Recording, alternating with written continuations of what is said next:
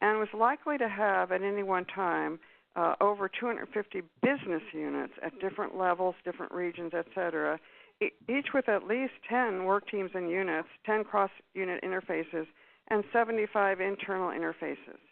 So when you start thinking about the number of changes that are going on, how do you deal with an organization that has so many components that are potentially going to have to sit up, take notice, and change how they're operating, but also learn new things and also potentially figure out what does impact them and what doesn't?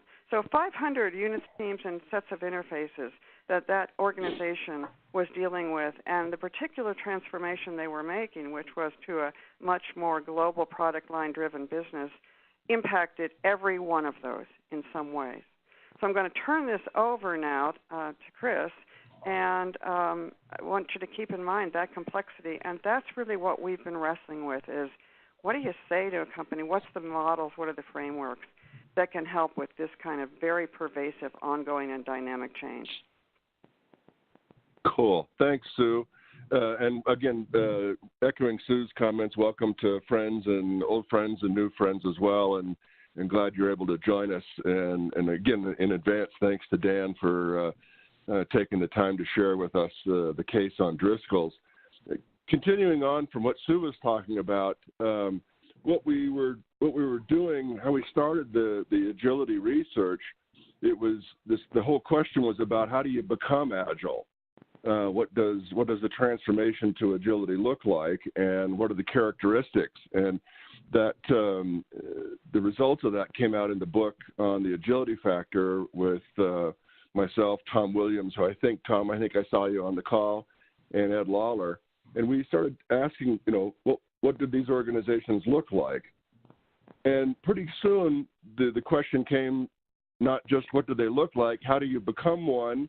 And once you become one, what does the change process look like? So there's these two sort of competing notions about change. One is the transformation to agility, and then does the change process inside of an agile organization look different than the change process inside of a traditional organization?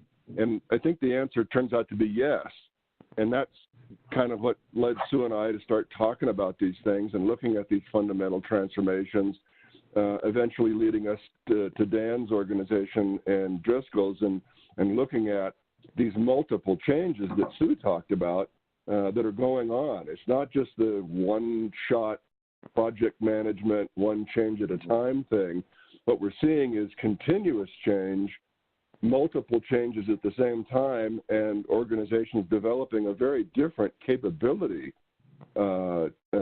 regarding change. And so what we started to talk about was the difference between adapting to change, which we saw as sort of this one-off, project-oriented way of thinking about transformation, to you need to make the shift to become adaptable, which means that you can change over and over again. And again, I'll quote Tom on this. He started talking about agility as a repeatable resource. In other words, it's a capability that you have that allows you to change over and over again, not just once, but to do it in a repeatable way. And I think that's kind of the mantra we've been having is let's stop talking about adapting and let's start talking about becoming adaptable. And as you listen to Dan's description of what was happening or what is happening at Driscoll's, begin to think about, it's not just adapting to particular changes in their environment, but they're actually building capability to change over and over again to adapt repeatedly. And for us, it sort of pulled up an old argument, and there was this sort of debate about change management versus organization development, and then the traditional change management models, which tend to be project-oriented, linear, one change at a time. The change will be over at some point, and that's just a message that doesn't fly in today's world. And maybe what we're seeing is a sort of a resurgence in the notion of what organization development is, because what we're trying to do is build capability to transfer knowledge and skill to the organization so that it can continue to change over time as a core piece of that adaptability notion. And as Sue and I sort of got into this, we started looking across these fundamental transformations that organizations were going through, not just the agile transformation, but really large-scale organization redesigns, and this notion that there's multiple changes happening at the same time. And what's needed is a new way of thinking about change that is continuous, complex, simultaneous. There's just lots of change going on at the same time. And how do you capture that idea? And what we sort of came up with was this notion of a change process that has at its center the notion of engage and learn. Engage in the change process deliberately. Go into it, lean into it, and the more you do it, the better you get at it. And what is it that you're doing? Well, we think we see organizations doing four things, again, simultaneously. You have to be aware of all the changes that are going on. As you listen to Dan's presentation, think about all the changes from one particular point of view. Think about all the other changes that you have to coordinate with. So you have to be aware of those multiple changes happening at once. All of those changes need to fit into a design. There has to be some sort of blueprint that every change that's going on in the organization is aligning to and driving toward. So you have to have notions of design as you think about change. Each of those changes has to be adapted to the situation at hand. Dan's going to talk about different parts of the North Americas in Driscoll's, and each of those has to be fit to particular functions and geographies and berry types. Each of those has to get fit together, and there has to be a way to sort of quickly understand whether those changes are moving all in the right direction or not. So you have to monitor and assess quickly to find out if the changes need to be adjusted and orchestrated in a different way so that all of them work together. And this is kind of the model that we've been playing with. This is the model we're going to try and talk about in the Adaption to Disruption course later this year, and kind of get into this as we think about not just the transformation to agility, but how do you operate an agile organization using the engage and learn model. So Sue and I, again, tried to talk about some concepts and frameworks that we think the Driscoll's case really sort of pulls out. And as Dan talks about the specifics of the case, maybe some of these ideas will pop out as you listen to them in specific. And so with that, Alice, I'm going to click it over to Dan and ask Dan to sort of walk us through the story of the Driscoll's transformation and redesign, and hear from him on how that story unfolded. So Dan, again, thanks for joining us, and tell us a little bit about the Driscoll story. Yeah, thanks, Chris. So today I'm going to share a story. It's a story around how we started with an implementation of an organization design. And really throughout it, and I'm going to talk a lot about learning because we learned a ton as we got into it, but really learning how to build a change muscle, being aware of broader changes that are happening, and then actually seeing some outcomes in terms of some of the capabilities we developed to be able to, continue to adapt, continue to evolve, well beyond the implementation of an organization design. What you see in the lower right-hand corner is our initiative logo. I'll talk about that in a little bit, but really we wanted to be intentional about it's not just organization design or, the hard structures and metrics and direction setting and reward systems. We really wanted to dial in some of the values, and that's really what we meant by the culture, really anchoring into what kind of company we wanted to be, and really being intentional about both of those pieces. And you see there empowering teams for success. I'll talk a little bit about our team-based design and some of the activities that we did around that. So I'll set the context. I'll share some of the overall highlights year by year, the overall journey that we've been taking. And then I'll dive in and I'll show you some of the actual things that we did, leaving some space for discussion.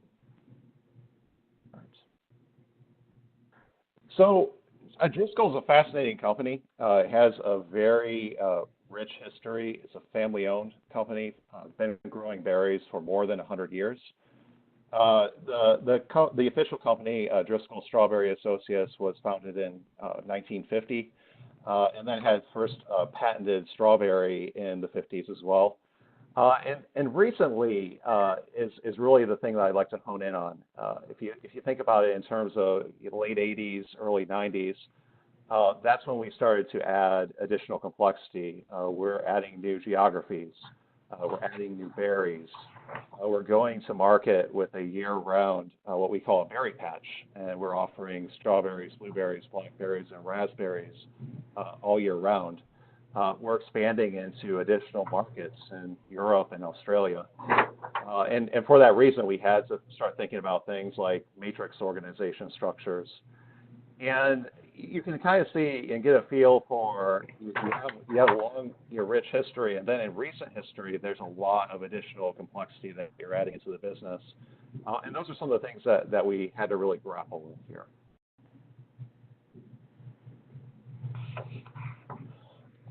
Just want to pause on this slide, very important. Our mission, we are a very mission-oriented company. We start every meeting really reciting our mission to remind ourselves of why we're here. We're here to continually delight you, the berry consumers, through alignment with our customers and our berry growers. We feel very strongly about our vision. We want to be the world's berry company, enriching the lives of everyone we touch. And that pulls through to everywhere that we operate. We want to make sure that we show up in a positive way in all of those geographies and all of those markets. Very important to us. And our values, I do say, a lot of companies do have value statements. We truly live them. We use them to coach each other, to provide each other feedback. The passion to excel and accomplish great things. The humility to respect and learn from colleagues and competitors, and the trustworthiness that transforms our dependence upon one each other into our greatest strength. And especially the humility one really stands out, given some of the things that Chris was sharing around, it's about this learning, and it's about looking beyond your own personal scope and, building trust. And I'll talk a lot about some of the things that we did around trust as well. But these all really help us anchor into and be able to accomplish some of the things that we need to accomplish. I'll talk a little bit about our value stream end to end. So I'll start on the far left-hand side, and we have our own research and development where we have our proprietary genetics. So we have proprietary berry types that only exist from Driscoll's. We do a ton of research. We start with thousands of potential berry varieties, and we only select the very, very best ones. We bring those through commercialization. We grow them in our nurseries that you see there. We propagate the plants. We effectively lease them out to a grower partner network. And I'm going to be focusing on Dota. We do have global model that's very similar here as well. But there you see the U.S. and Canada regions, the Mexico regions. We provide research support, agronomic support to help them continue to grow the best berries. The berries come back into us as Driscoll's.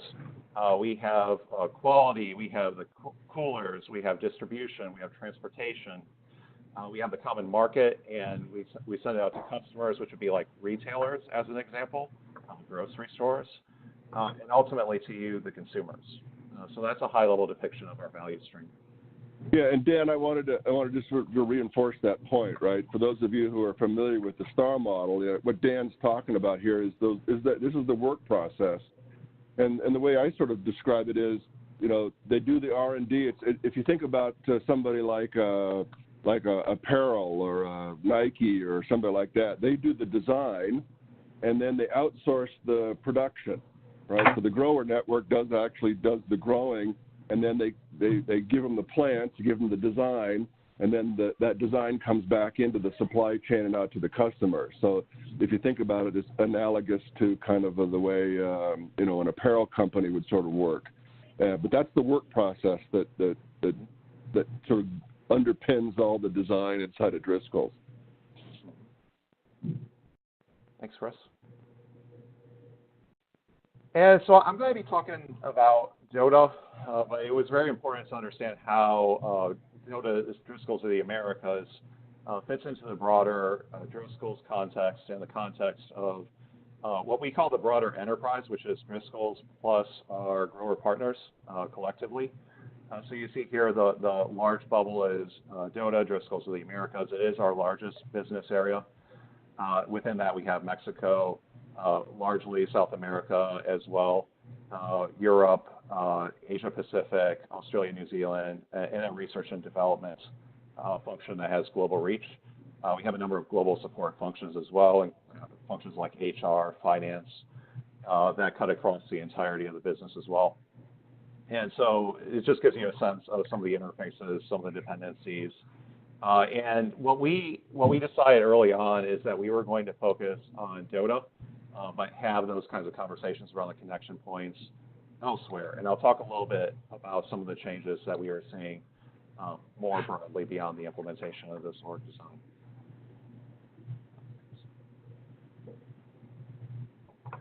So to give a feel, and I shared a little bit about the increasing complexity, a lot of the conversation was around, is this an incremental change? Is this something where we just need to kind of raise the bar a little further?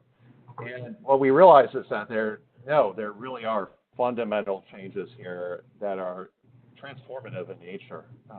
When you think about being mostly a US-based functional organization, that first one, to now we really are on these different geographies globally, and we really want to empower the front lines. And it's no longer a centrally mandated kind of thing. We really want to be responsive in the markets where we operate. We really want to be responsive with our grower partners everywhere we operate. I'll mention another one, conventional to major growth in organics. So perhaps we had strawberries, blueberries, blackberries, and raspberries, conventional. Now, just really responding to consumer demands. And consumer demands are very dynamic and they're changing, and we want to continue to provide the very, very best berry in the market. We feel that we do it today. We want to make sure that we continue to do it into the future. And I'll mention the resources as well. This is very important, something that we're tackling in partnership with our grower partners. But it used to be a story of there weren't that many limitations on resources and capital expenses, and now we're really grappling with a lot of challenges around having enough and sufficient water sources, labor, a lot of dynamics around regulatory things that are happening, and then land as well. We really need to optimize and manage it in a sustainable manner. So you see a feel of moving toward more formality, more need to really be intentional about things like the org design, accountabilities, handoffs, and really anchor into those values that I shared as part of that process.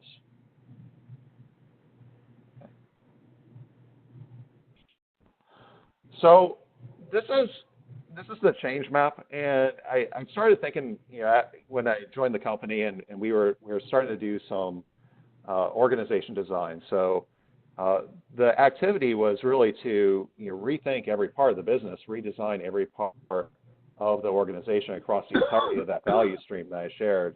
And that's no small undertaking, really big deal, for the Driscolls of the Americas business.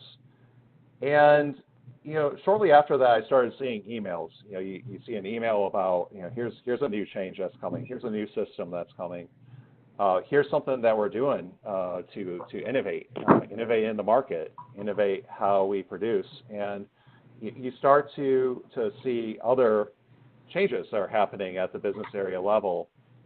Things like new production technologies, new processes and standards. The business model, what's the business model that we're going forward in the future, given some of these dynamics? Metrics, new geographies, IT and tools to support the work. A lot of things that are driven, and they weren't driven as part of the thing that you see on the left. They're driven elsewhere in the Driscolls of the Americas business. And I stress that these are significant changes, things that have project structures and program structures and focus, and not even just the little changes that are happening everywhere. And additionally, when we look up and kind of think about what's happening globally, given some of these dynamics, There were a number of global initiatives, 4 big, really significant programs with special focus across Driscoll's. And these are heavy hitters that have overlapping changes in people, process, and technologies. Global redesign. So over top of this, we were looking at HR was being redesigned, IT is being redesigned, finance was doing stuff, and those were all very critical to be aware of. At the same time, some big systems that cut across the entirety of the business globally, putting in a new ERP, which is no small undertaking, new HR systems, common capability development, marketing brand, changes, how we're kind of bringing things in. A lot of significant change that was happening, globally, beyond DOTA. And then with all this, the thing that struck me is there's so much additional local change. I'm only talking about the stuff that was sponsored from a DOTA central standpoint or sponsored from a Driscoll's global standpoint.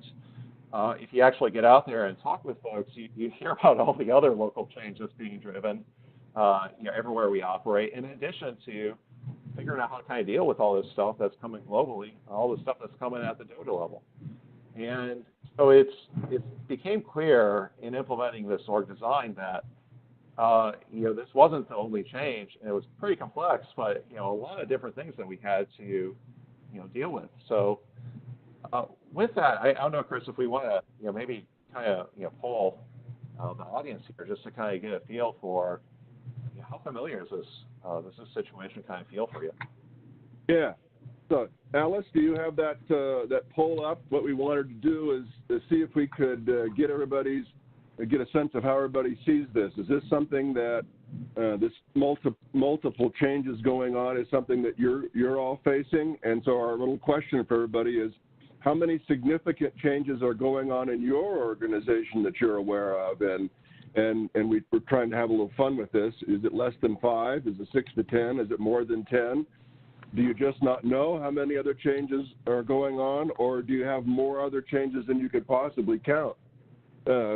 Type your answer in, or click on the button over there to the right, and let us know what you think in terms of your own situation. Alice will, and then hit the submit button below, and Alice will pull together a sum of how we did. So let's see how people resonate with this description that Dan has provided.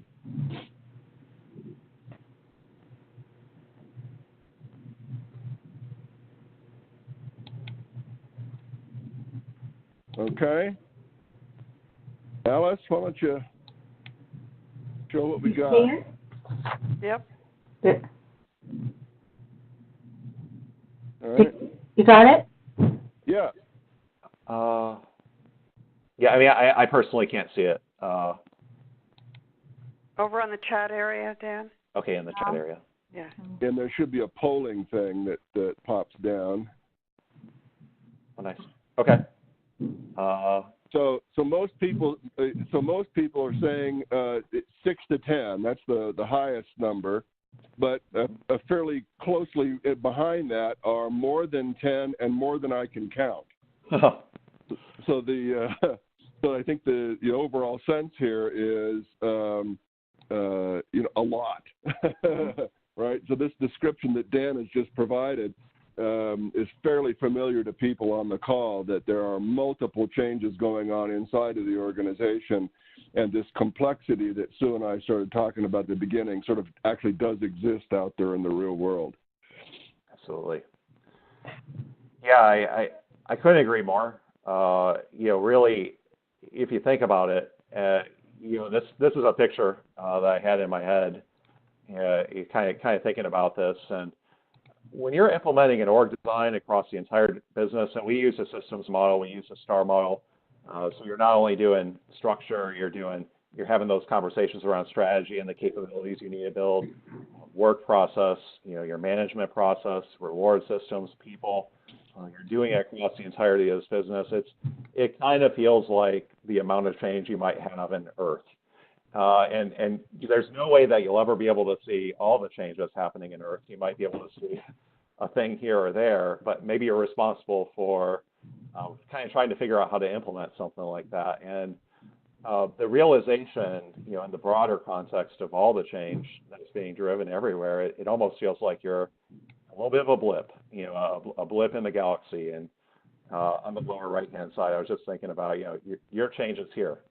And so it really becomes, I know Sue and Chris talked about this earlier, it really becomes a challenge of if that's the reality around change, how do we implement in a change-friendly way that will give us some ability to build change muscle to be able to deal with all this stuff? Because there's no way that you can really orchestrate it or organize it or direct it from a central program office or project office or change office.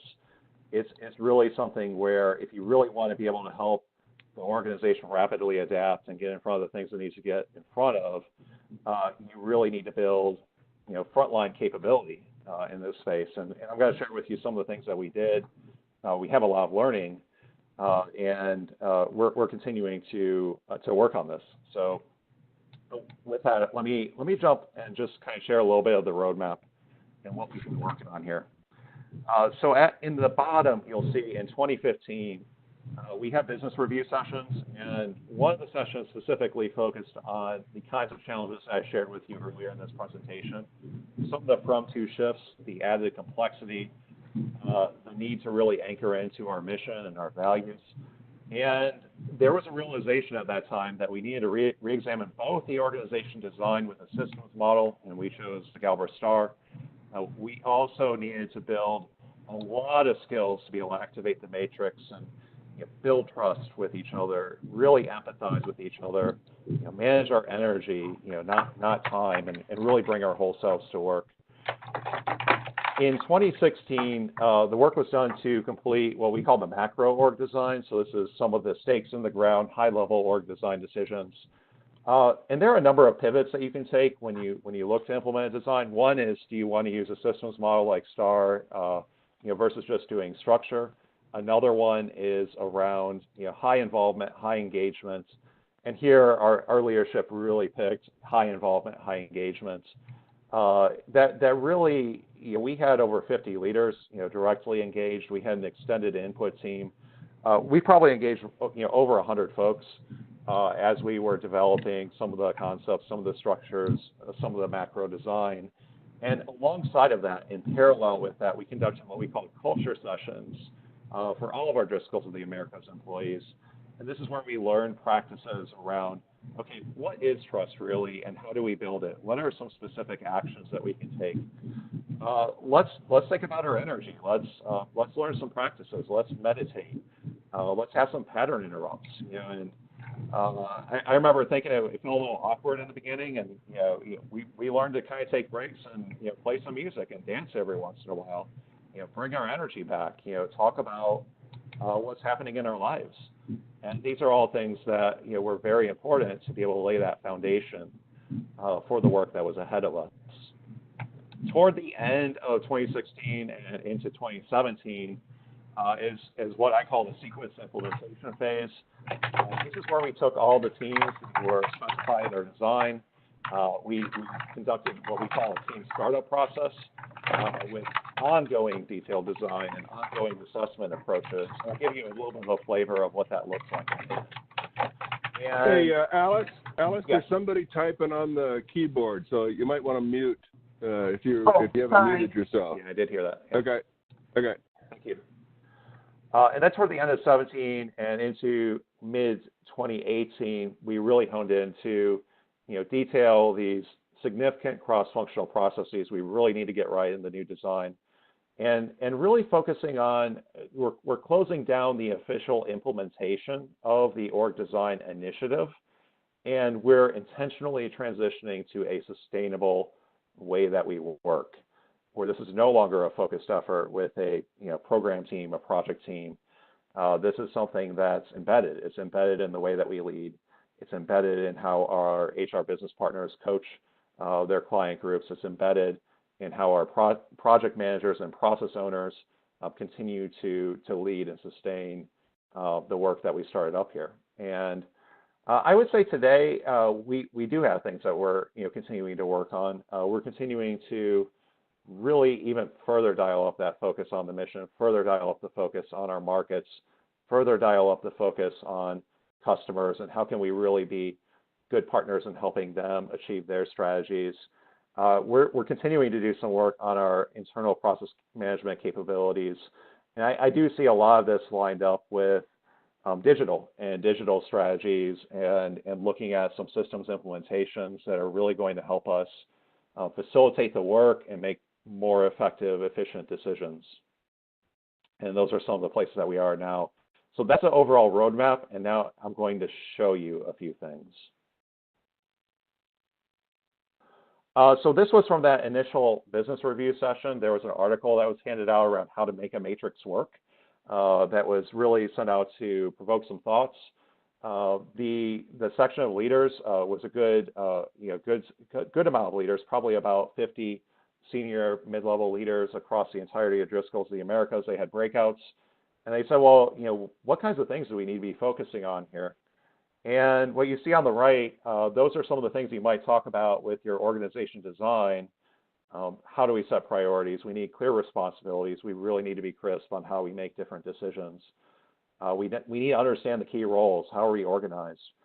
But importantly, on the left, you see the kinds of skills that we really needed to build in order to make sure that this thing works. And self-awareness, empathy, influence skills. We need to be good at conflict management. And at the center of all of this is trust. And so that's why we decided to kind of go after this two-pronged approach that included culture practices and also the organization design. The STAR model, I think many of you should be familiar with this. This is one example of a systems model to how you design and align an organization. We specified for every STAR point with that design team that I mentioned what we wanted to achieve. And then ongoing, we've been working on really bringing those to life, implementing each part of this across the value stream. I'll share with you a little bit of the structure, the core structure and the lateral structure. And then if you have questions about the others, we can talk about them. But in the interest of brevity, I'll just move on. Our design criteria. So this came out for strategy and the capabilities we needed to build. And there was a diagnostic that was performed. And then we honed in on these are the requirements that we need to go after. You heard me mention the mission, vision, and values multiple times. That was the first one that you see there. We really wanted to increase understanding and commitments throughout the organization and continually delight consumers through alignment with our customers and our berry growers. We wanted to protect and enhance the brand by listening and responding to stakeholders. And those are stakeholders in the communities, our customer stakeholders, you, our berry consumers. We wanted to make sure that we were very responsive to all of those requirements. And a healthy enterprise, very dialed into its Driscoll's and our grower partners. We need to be successful together. We want to make sure that we have a healthy performance, a business that growers want to continue to invest in, and allowing functions, geographies, and berries to work effectively in a mutually supportive environment. That's really how to make our matrix work, dovetailing off of that business review session that I mentioned. Clarity and efficiencies via people, process, and tools. This is to make sure that we have clear roles, clear handoffs, the tools and the systems that I mentioned that we're still kind of working on. That's a very big part of what we're still trying to do. And innovative and agile, able to rapidly anticipate and adapt to change. So this is really thinking about the future and spending time, thinking about the future and what's the next version of the business need to be, and really having those conversations around what do we need to change? Let's take some risks. Let's do some things. Let's get out there. Let's try some things out. Let's learn rapidly. And then finally, creating an enable environment that fulfills and empowers employees. So I would say that this is not only what we aim to do with the organization design, it really had a lot of the values that led to how we went about implementing this design. And not just how, right? Absolutely, but those of us who've been playing with the STAR model and the redesign flow, right? the design criteria here are setting up the organization to not just redesign itself, but to redesign itself in a way that continuous change is supported. Mm-hmm. So if you think about that innovation and agility design criteria, it's not just what we're moving to, it's what we're moving to a design that allows us to continue to change. Mm-hmm. So that's that, again, gets that kind of, it gets that notion where we're embedding the idea that we're going to be adaptable, and that's what's normal in the organization going forward. I think that's, we're trying to, what Sue and I are seeing is this notion of change and design are now kind of the same thing, and it gets embedded in stuff like this. Yeah. Yeah, that's a great point, Chris. I'm thinking back, and it's really, this is one of those tools that it's an alignment tool, it's a communications tool, it's a design tool for design that you may never actually end up seeing. And as an example, Chris, I may not know your reality, but I know kind of what the organization is going after, and I would hand you, these design criteria and saying this is the direction, and you kind of have your local context if you're a leader of one of our teams to figure out, what do you need to do uniquely to be able to design against these requirements. So this is, I can't stress enough how important this is as an alignment tool with the rest of the organization for that purpose. Cool. So this is the structure at the high level. This is what we came out of the macro design with. I'll just orient you. So I shared the value stream a little bit earlier. What you see going across the top in terms of the core units in Driscoll's of the Americas are roughly oriented around that value stream. You see a group there that was called Supply Solutions. That was a lot of the front end of the value stream, included nursery, included the interface with our research and development group, supply development, how are we thinking about that longer range, where are we going to grow berries, that kind of thing. We had our US and Canada and Latin America growing organization, so this is in all the different geographies where we grow. The primary interface to our growers, really managing that relationship, helping our growers be successful. How does Driscoll show up in our communities so they own those kinds of outcomes? We have a group that's called Social and Environmental Impact, and this is the emphasis around enriching the lives of everyone we touch and really making sure that we have strong practices everywhere we operate, that we're helping make the communities where we operate even a better place, and that was that focus. We held those together with what we called a growing council because we didn't have a single growing lead, so we held those together with a cross-functional team that we called a growing council that really orchestrated and governed everything that dealt with growing. Supply chain, that's end-to-end from the things that I shared with you earlier. What happens in QA, into the coolers, and distribution, transportation, all the way out to our customers. And sales and marketing organization that owns, the sales relationship with customers, marketing, brand, that kind of thing. And then also importantly, the team elevated the role of food safety, regulatory compliance, and worker welfare to be a critical, independent function within our design. And so those are the top level units. Now I'm going to go back to the left-hand side and talk a little bit about the product leadership group. This was probably the biggest change and the biggest pivot, I would say, in this design from what was there before. It was really an intentional understanding that we wanted to manage each of our berry types as a berry business. And we did that across with cross-functional teams that cut across the entirety of the value stream. We have two teams there. You'll see a berry business leader and a berry business manager. Each of those leaders continues to lead a cross-functional team that includes folks from sales and marketing, includes folks from supply solutions and the growing organization and supply chain as needed, and bring them together in a formal way to really talk about, from a leadership team perspective, if I pick strawberries, what's the next version of strawberries? What if we think 5 years out from now, what are some of the opportunities that are out there that we need to get after? And Chris, I know you didn't intentionally talk about it here or explicitly, But this is, the agility concept of ambidexterity. You wanted to have that focus, really leaning into the future of each business. And, Mm-hmm. and separate that from the teams that the business managers lead, which is really making sure we run a highly effective, efficient business, that we're really responsive and honing in on matching supply and demand, that we're meeting the demands of our customers, that we're coordinating across supply geographies. And that's all the work of the business manager and the Berry business management teams. Okay. Yeah. All right. So I'll talk a little bit about lateral. Very important here. And when I say lateral, I mean think about cross-functional, and you need cross-functional dependability for different kinds of concerns. So one example of cross-functional teams that we activated and stood up and intentionally designed are these Berry leadership teams. And we had one per Berry type to get that focus on the future. We also had these Berry execution teams, one per Berry, to get that focus on on today, and especially within the next week. And those two teams work together to manage each Berry business. But we had these all over the place, and I'm going to talk about the 40 to 50 teams that we stood up as part of this process.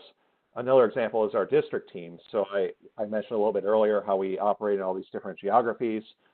Every geography has a district manager that leads a district team that includes cross-functional representation as well. You have folks from supply chain that manage the coolers. You have folks from HR that sit locally there. So there's a cross-functional team as well within each geography, and we had a lot of others as well. It's a good example of, and I think Sue or Chris shared a chart a little bit earlier around, you focus on kind of having common language and common process and structure, and then you want to set it up so each of these district teams, each of these execution teams can really kind of grapple with whatever challenge they're grappling with, assess things, continue to tailor and evolve.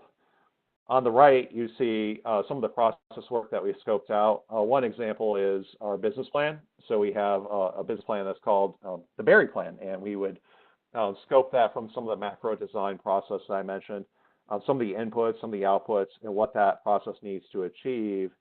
And that really served as an input to some of the more detailed process work that I mentioned.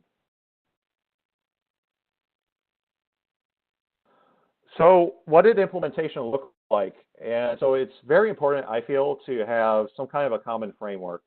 What's the nomenclature? What's the terminology that we're using? This is coming out of the macro design phase where we folded everything into a blueprint. So this was a document that had that structure that I shared with you. It had some of the processes that were spec'd out. And so we had all these requirements, but nothing was a reality. It was all on paper. And so the question becomes, well, how do you implement, but also implement in a change-friendly way that will give us some muscle to not only figure out what we need to do today, but to continue to change beyond today and continue to make those adjustments, that tailoring. And so what we did is we had a pretty simple flow here. You might be familiar with this, from other change processes. The thing that might be a little bit different, though, is it's not linear just from left and right. There's a lot of feedback and a lot of iteration that needs to happen here. And so we took the blueprint, and we first went out to every part of the business, and we had what we call a ramp up and orientation. So perhaps they had not had a chance to be involved in some of the macro design work. And this was an opportunity really to get oriented into the blueprints, really talk about some of the unique concerns. Over the course of implementing, we had a significant number of leaders that were new and coming into the business new. And a lot of times it was a conversation starting with that blueprint and saying, hey, by the way, we've already done some of this thinking about, your new structure, the new design. And they really valued it as a great onboarding tool, a good way of kind of getting into the business and not only understanding your part of the business, but every other part of the business as well. From there, we worked with each part of the business and worked through the detailed design phase where we really got crisp on our roles, accountabilities, decision rights. Went through a startup process, and that typically involved a team charter if it was a cross-functional team we're looking at. and we had a little bit of I would say, a menu of items that we could tackle based on the unique needs of each team. And then everything has, tied on the back end of it, a feedback approach or a continuous improvement approach. We have assessments. So if we're starting up a team, we would have a team assessment, and that team would come back after 30 days, take a short survey, have a good, robust conversation around what's working, what needs to be improved, and then go after the 2 or 3 items, and then do another check-in 60 days later. So I'll talk a little bit about what that looks like in a bit. But this was a high-level framing for how we positioned implementation. And Dan, just watching the time a little bit, I want to be sure that you get a chance to talk about some of those capability pieces too that you wanted to. Yeah. Okay. So let me just kind of run. I'll run through a few of these here. Initially, we had a lot of questions around, okay, this is great. I just need 5 simple actions to get started. And this is where we were really intentional, and this was a conversation with our leadership team. These are the 5 things, to get started, and 5 simple steps. And we said, know, share, list, agree, act. And know was understand this design inside and out. Definitely understand yours, but also have awareness of the rest of it. That's a very important thing that we were looking to build. Go through it with your team, talk about it, discuss it, beat it up, bring back issues, concerns, and needs. And then importantly, connect with each other, connect with your peers on the leadership team, encourage your team members to connect with other people on the team, and work through those issues and challenges, and then act. And it's really oriented toward empowerment. This is not a centrally controlled kind of thing. From a central standpoint, we set up these 5 actions. We had this discussion with leadership team. We set up some of the tools and the frameworks, like that list or the different templates that they could use. But the actions here are all about, if you see an issue or if you see something that needs to be resolved, figure out who you need to partner with, work through it, and then go do it. And even from this very early stage, we were thinking about a time when we no longer exist as a dedicated initiative. These are some of the highlights. So we conducted over 40 of these team startups over the course of the initiative across businesses, functions, and geographies. Had a little bit of a map. We pounded the pavement, went out to all the different parts of the business. Conducted what we called a team startup, which would always include a team charter, some operating guidelines or norms. It was a repeatable process, and you had a little bit of a menu. You can see some elements over there. Beyond the charter, you could conduct a role clarification discussion. You could talk through what's our common performance goal that we're going to hold each other accountable to, meetings, communications, cadence, stakeholder analysis, those kinds of things. So it was almost like a menu, and we would sit with each team lead and talk about how do we want to tailor their startup session to be able to address their needs, followed by a set of 30, 60, 90-day reviews where we do some of the things I mentioned before. We had a team self-assessment. We talk about how are we working as a team, but also importantly, how are we doing in performance against some of the objectives that we outlined on our charter. In the upper right, you see programmatically some of the things that we looked at.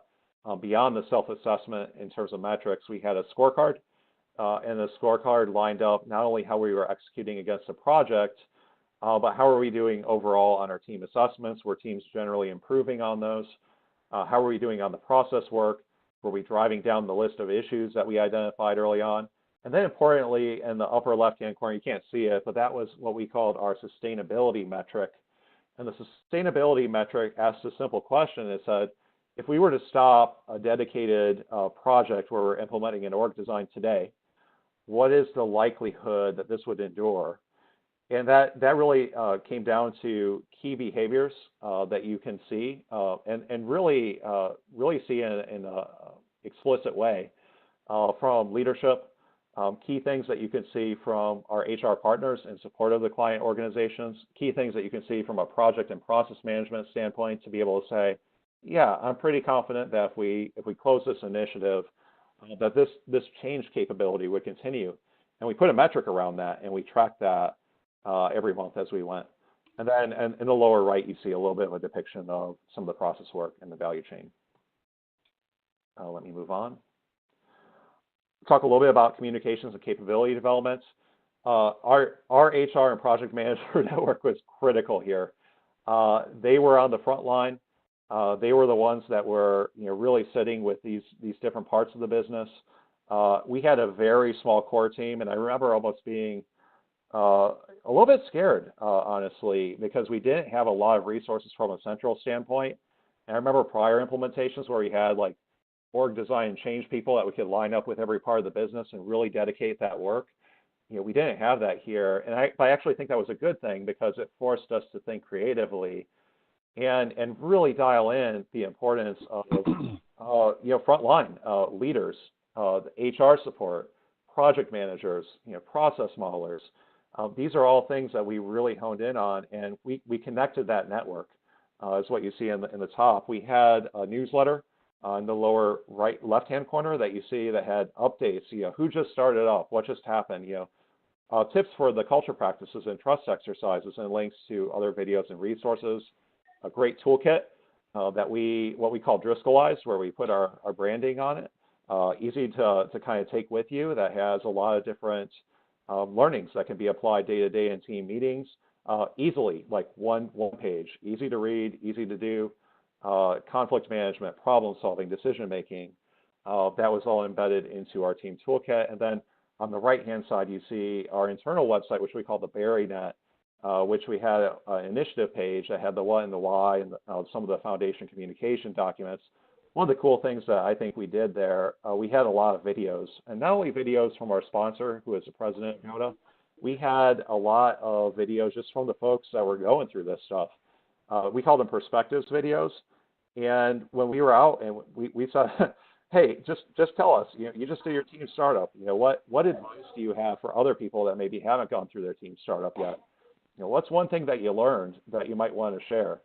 And we asked those kinds of questions. We had really rich feedback, really rich stories coming back from the teams that were going through this. And it really helped connect us virtually as well, because that's the reality is we have to learn how to be more virtual and build trust across boundaries. You got to hear from some folks that maybe you didn't get to see all the time, and it was great. And it's also where we hosted the blueprint and the team charters, so anyone can kind of reference it and see it. Hey, Dan, we're just about at the end here. Do you want to make a couple of sort of summary comments at this point? Yeah, summary comments is really, it's not an implementation, it's building a sustainable capability. And you see all the stuff that we did on the left-hand side here. This was the conversation that we had as we sunset the actual initiative or the project. And we're seeing right now a lot of tangible benefit. I'll pause on the metrics. So I shared with you the design criteria earlier. At the end of the actual implementation, we did a design criteria assessment. I really recommend doing this. If you set design criteria Pulse, do a pre and post. We didn't do a full pre and post here with everyone. We did it with the leadership team. We did see improvement on these metrics. And by the way, these are averages, but you see the two areas that we still have to work on per the rest of the organization. And I think if you were to pulse us today, they would agree that we still need to kind of do some work on this people, process, and tool clarity and efficiencies, especially in light of some of the systems implementations in digital. Innovative and agile, we're still working on that, really trying to push into how can we rapidly respond to the market, how can we take risks on things. So those are some of the things from not only an org design, but just a values and behavior standpoint that we continue to work on. All right. Got it. So we've come to the end of our time. For those of you that need to leave to move on to other things, thanks for joining us. Thanks, Dan, for walking us through that. For those of you that are part of the org design community, if you want to stay online for a little longer, we're going to spend a little bit of time just in some Q&A with Dan. But for those of you that need to leave, thanks for joining us. And again, thanks, Dan, for walking us through that story. So for those of you that need to leave, have a great day. Have a great weekend coming up, and we look forward to seeing you again on a future webinar. For those of you that can or want to, we are going to sort of keep going a little bit with Dan and open it up to some questions so that you can, sort of dig around a little bit on the kinds of things that Dan has been talking about here. So, Alice, I think you were going to try and open up the lines for people who wanted to ask some questions. I just unmuted everybody, but if you're not going to speak, please mute your phone because we'll hear a lot of background noise. Your main responsibility as manager is approve all time cards in front of the 9 a.m. Pacific time every morning for the breakfast and every day Monday. Okay, so I'm trying to hear that question. If you're not asking a question, could you please mute your line? Approve. Because for Maybe hearing someone. I can't Hey, Alice, go ahead and mute the lines. Mute them? Okay. Mute them, and then if you need, if you have a question, why don't we do it this way? We'll try and set something up here where you can ask a question either in the chat box or in the Q&A. Feel free to ask a question, and we'll get a chance to have a little discussion. The open line turned out to be a little too unmanageable. You have control of the slides, Chris. I do? Okay. Yeah. Mm-hmm. All right. So there's the overall picture that Dan was dealing with. Does anybody have a question? Let's see, Dan, there was some Q&A that was happening while you were chatting, Dan, and I typed in some answers based on what I knew, but let me just make sure that I answered them right. Mm-hmm. One of them was the OE scorecard. Mm-hmm. Did that scorecard evolve? Did you continue to use it? How did it morph as the change got sort of implemented? Mm-hmm. Yeah, we did. I would say especially over the course of the last 6 months of the initiative, myself and the core team, we really had we almost had kind of like I wouldn't call it a reset, but we really honed in on this idea of okay, now we really need to make sure that this thing is going to stick. And that's when we ran that scorecard. That's when we talked about these metrics around OE sustainability, and when this thing does end as an official project, how likely is it to keep going? And I think it did lead to some really good conversations with our leadership, with HR, with other groups that we really needed to work with in order to be able to activate this. Now we did sunset that scorecard that I showed at the end of the initiative. We had an objective to get the metric, and I can go into more details of the metric, but it was sitting at like 63% when we started, and the objective was to get it to 75, and we did just nicely hit 75 at the end of the implementation. Now I do think in terms of opportunities, this kind of stuff should be embedded into the business rhythm in some form. So we, every year, like a lot of businesses, right? We do like a strategy review. We kind of take a 3-year outlook. We say what's happening on the outside, what kinds of things do we need to be working on the inside. That's where our initiatives come from and the areas of focus. And I would like to see, and one of the things that I think we can work on is really, embedding these conversations around org design and alignment fluidly, and capabilities, right, fluidly into those existing rhythms that are there today. And I think there are some metrics that go with that. We probably just want to kind of adapt and evolve that. On that same line, Dana was asking the question, at the beginning, was there any metrics that you used as a foundation or a baseline to judge the progress of the change as it went forward, or did those kind of evolve as well? Yeah, we did have, so we did that team assessment that I mentioned from the very beginning. So that was embedded into, as we went out and did our team startups. We also had, I guess what I would call it kind of more of a classical change management assessment, where we asked folks, what's your sense of clarity around the purpose? Do you understand, what we're trying to do and why we're doing it? How clear are you on your role? And I can give you kind of at the end of it, we had 87% of people that we worked with were clear on their role and how it fits into the broader context. We had 77% felt like they were enabled to perform to the requirements of that role. And we continue to do some work, and this is a big part of the ongoing work that we're driving in HR with the business is the skills development and the capability development. And we didn't even get into, this really requires fundamentally new ways of leading and managing, right? To really think through these cross-functional teams, right, where you don't report to someone, but you have this accountability for growing a business and running a business. And there's a lot of things inside of that we're continuing to work on. Bruce has a great question around he likes this notion of the before and after state of the organization and capturing that.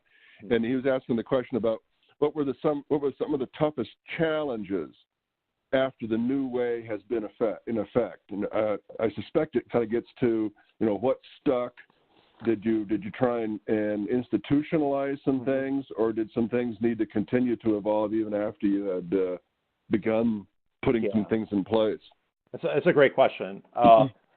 I would say all the stuff that I shared around teams and cross-functional teams absolutely stuck. I mean, it's just happening. It's happening automatically, right? It's not something that, and I'm probably the only pure play org effectiveness and change person, although we have a lot of competence, which really is driving a lot of the change that needs to happen and continues to happen. So team startup, team check-in, team assessments, all of that is sticking. It's happening. It's happening on the ground. There's ongoing change in our districts, ongoing change in the Barrie teams. And we actually had a pretty significant change earlier this year.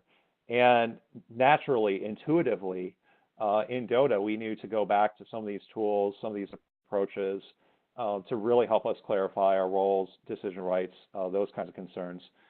In terms of things that maybe didn't quite stick the way that we were hoping, with the process work, we really experimenting, trying to go into an online platform to house all of our processes, a pretty significant amount of rigor and formality around how to kind of manage to that and own process and continue to improve process. We continue to work on it, and that's one area that didn't immediately stick. So it's an area that we realize that we need to continue to focus on, especially if we're going to bring our digital strategy to life around really looking at the end-to-end value stream. What can we automate? How can we better enable decisions? And but formality is from a culture standpoint and rigor in documenting things, it's one of the things that we still aren't that comfortable with today. So we're continuing to kind of anchor into some of the values that I mentioned before, continuing to kind of build on some of that positive energy and use that toward figuring out what's the right fit for us in Driscoll's. And again, kind of on that same, extending that idea, right? Connie was asking about, did you have some sort of a change network, people inside that were sort of supporting you, or were you just running around doing a lot of this stuff yourself? Yeah. So and I didn't talk about the program governance structure. I just feel like it's been reviewed, it's been presented before around when you're implementing an org design, who you tend to kind of want to have. We did have a small, and I stress small core team, where we had, and let me think, we had a project manager, we had a team effectiveness, team development, individual that was really helping us. We had an HR lead. We had we had a process person for when we were kind of getting into that wave of it. We had communications, and that was what we had from a core team standpoint. Now, but when you say change network, I really think of the broader network that I shared, all of our HR business partners that were out there and continue today, to do this work with each part of our business. I think about the process modelers and the folks that we trained up on, process development and process standards, and the project managers that really, helped make sure that things got done that we agreed to, kind of coming out of, the team startup sessions and when they kind of figured out how they wanted to tailor that kind of thing. So that was a broader network that we pulled in a very formal way with a very small core team. Mm-hmm. And Erwin asked a pretty interesting question in terms of, and I'm gonna frame this maybe a little different than you intended, Erwin, but many of the people on the call are familiar with the stuff that we do, that Beth and Sue and I do in the org design course and that. And he's asking what resources were good guidance for you in terms of design and planning all this out. And I'm asking that question for you. What else have you been reading, and what else has influenced you as you thought about, putting this together? Yeah. I think we mentioned this earlier. I mean, I went through the USC certificate program. That was pretty much my introduction, some of the concepts and the terms, and, took on a project in my prior org and got all the great coaching, from Chris and Sue and working on some real projects. I think that was the best way of getting into it and how I learned. And also, people who have a lot of experience in the companies where I've worked. And, I owe a lot to them. And, but I do continue to read, and I continue to, follow, blog posts.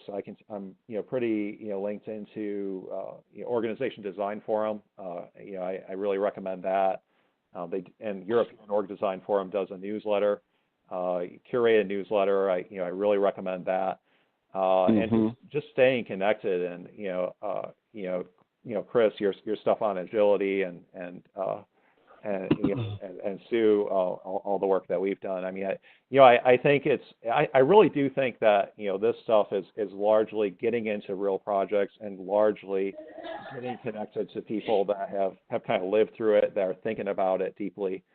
And then a little bit of reading, just to kind of spark, new ideas about things. And, but yeah, that's generally what I recommend. Yeah. Mm-hmm. That's interesting because it fits with the notion that we've built into our design program, that this is really something you learn frameworks, you learn theory, you can learn new techniques, and you can learn new sort of methodologies. That definitely something comes out of reading. But our belief is that you really learn through practicum, through actually doing it and working with someone that has seen these things before and can provide perspectives and ways of thinking of it and paths through. And you sort of just reinforce that this is learning by doing and with other people. Mm-hmm. Yeah, absolutely. Interesting. I have a question for you, Dan. The design where you shared all the the sort of the framework of the 40 teams, and these are cross-functional teams. And of course, for Driscoll's, you've said that's pretty new. That was a pretty new concept. Everybody sort of managed their own piece of the business, and then they'd get together in these formal strategy sessions or whatever and share what they're doing, right? So that people knew what each other was doing, but they really wouldn't work. And which is interesting because Driscoll's is based on a three horizon planning. You plan for this week because the weather has affected you. You plan for the new berry you're putting in place, and you plan for 10 years from now when you're not going to have water or land or cheap labor in the U.S. and you have to do something different. And so that ongoing, you would think you'd see a lot more ongoing exchange. That's why you put the 40 teams in place. I think the people who are working on digitalization now have a much more emergent view of the networks needed to do work. And in some ways, that fits with the notion change continues to reconfigure. You have to continue to reconfigure your resources. On the other hand, it's hard to know what you're managing if everything is emergent, and it's hard to really focus people on pieces of the business and on the relationships. And I wondered if those teams, as you've implemented them, do they stay fairly constant? Do you see a lot of emergent networking and connections between people as a result of having those cross-functional perspectives? And has there been any pushback on the formality of identifying those pieces of the business that you've put into cross-functional teams? I would say I would actually say the teams, and a lot of them endure.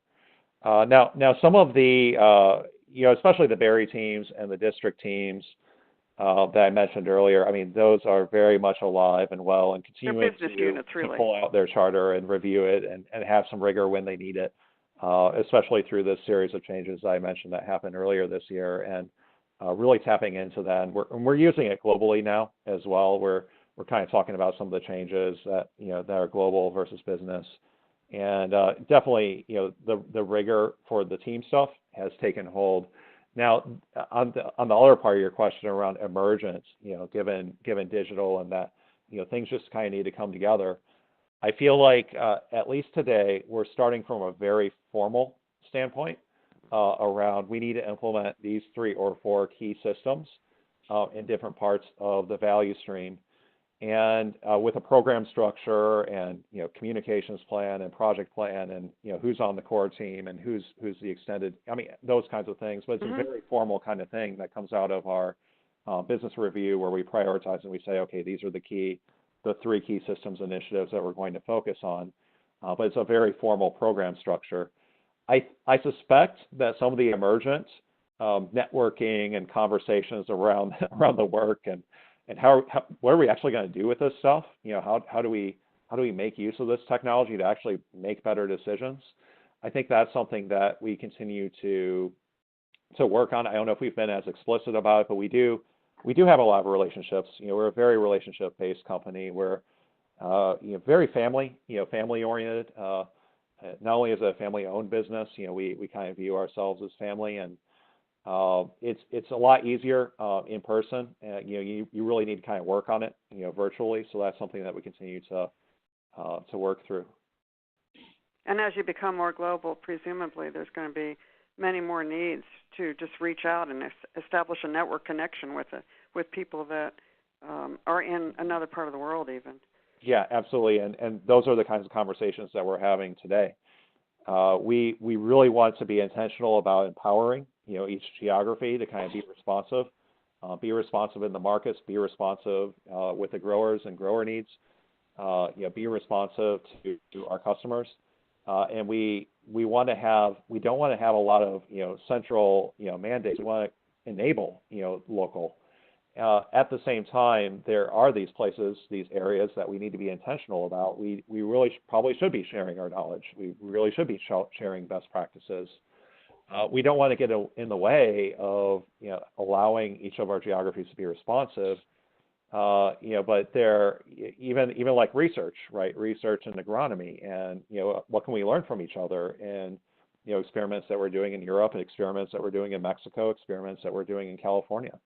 Yeah. And so there are some key areas where we probably still do need to have a really strong kind of global connectivity. We really do need to be intentional about sharing with each other, learning from each other. And the wonderful thing about that is I stressed earlier how our values are and how intentional we are about them and how we use them to provide each other feedback. For me, that anchors into the value of humility explicitly, to learn from our colleagues and our competitors. Yeah, and it also probably anchors into all the work you've done around trust. Oh, yeah. Mm-hmm. Yeah, because I think when you first set up those business teams, the Berry teams, those people really hadn't worked together other than to point fingers and say, get it to me on time. You were late with it yesterday. I'm going to need this tomorrow. And there was a lot of trust building that had to be built in those teams, if I recall. Yeah, and I mean that's and I think we understand and when I say we, the collective DOTA leadership understood that and recognized that as a challenge, and I think it really was one of those great things that we were intentional about in DOTA and Driscoll's to really dial into, okay, trust. Everyone says trust, right? And you read about trust everywhere. But how do you really internalize it, right? How do you have actions that actually build trust versus erode trust? And what are some of those practices? And give people easy to use resources, easy things to kind of practice in the moment, in real team meetings and real interactions with each other. And that definitely helped us along the way. Thanks. There was a question earlier on when you were talking, Dan, about which things sort of stayed central and enduring and didn't change even as the change was going on. Humility sounds like was something that it was in some of those values that you talked about earlier are enduring. They're a clear part of who Driscoll's is. And some things needed to get built up, such as trust. And so have you thought about, or has the organization thought about those things that are relatively enduring and are not going to change versus, these are issues that we're going to adjust and adapt these as we need to, given the situation. Yeah, and we were pretty clear, and even with the set of changes that happened earlier this year, the mission, the mission, vision, and values are not changing. They haven't changed. Since we started this, they still endure today. They will probably likely continue to endure. Now, the specifics of how we organized and even the top level structure that I shared with you earlier, there have been changes to that. But I actually think that's a good thing, because whenever you start with a blueprint, that's a little bit of a hypothesis. It's theoretical at that point until you actually get out there and start doing it. Because we had feedback approaches, and because we had assessment approaches, and because we kind of talked about this idea of self-design, right? If it isn't working right, kind of figure out how to structure in a way that's going to better facilitate the work and better facilitate decision making. And because of that, I think we do have a design at the top level that has some pretty significant changes from what I shared with you here. And we have a lot of local designs that have been tailored. As an example, we started with a blueprint version of what a district team would be. And then we went out to each district, and especially parts of the company like South America that has a very different context. The district team that we had in the blueprint isn't actually what they need to be able to go execute on their strategy. So, but that was a tailoring, and I think the process itself, that process that I mentioned, is one of the kinds of things that has endured. And who could really ask for more? Cool, very cool. Okay, the questions have sort of died away. Has anybody got any other ideas they want to play with? I think there was one here that we didn't get to. Yeah, I can jump to that one. And maybe this is a good one for this group. So I do think about design.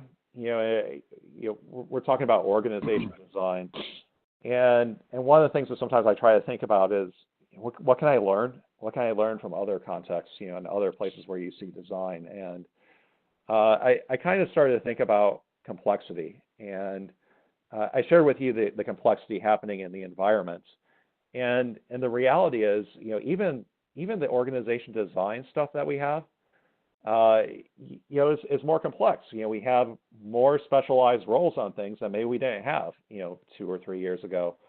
And they're required, right? Because we know that we need this additional focus, and there's a subject matter expertise that we really need to bring in. And we have the complexity of, all the different things and strategies that we need to drive to be able to kind of go after some of the challenges that we're seeing in the environment. And we position this concept of self-design with the business, and it's happening, right? So things are emerging. And I honestly couldn't tell you today how many team charters are out there, or how many cross-functional teams are out there. It's not something that's, centrally managing. This is something that's just kind of emerging, right? To your point that you made earlier. There's these forms that are emerging now, and in light of some of the digital and really thinking about some of the systems and how they're going to fundamentally change the work, who knows what kind of designs could emerge out of that. And I thought about the picture on the left. This is I think it's an apartment building in, I want to say, Montreal, and it looks pretty funky. It's kind of like, who would make an apartment building like that? And I kind of think back to assumptions that you have when you structure a company, and you might start with a hierarchy assumption. And now, I think to the point that Sue was alluding to a little bit earlier, you're starting to see more emergence of teams kind of coming together here or there as part of this. And who knows what kind of designs we could come out with. We have to be open to very new forms, if you will.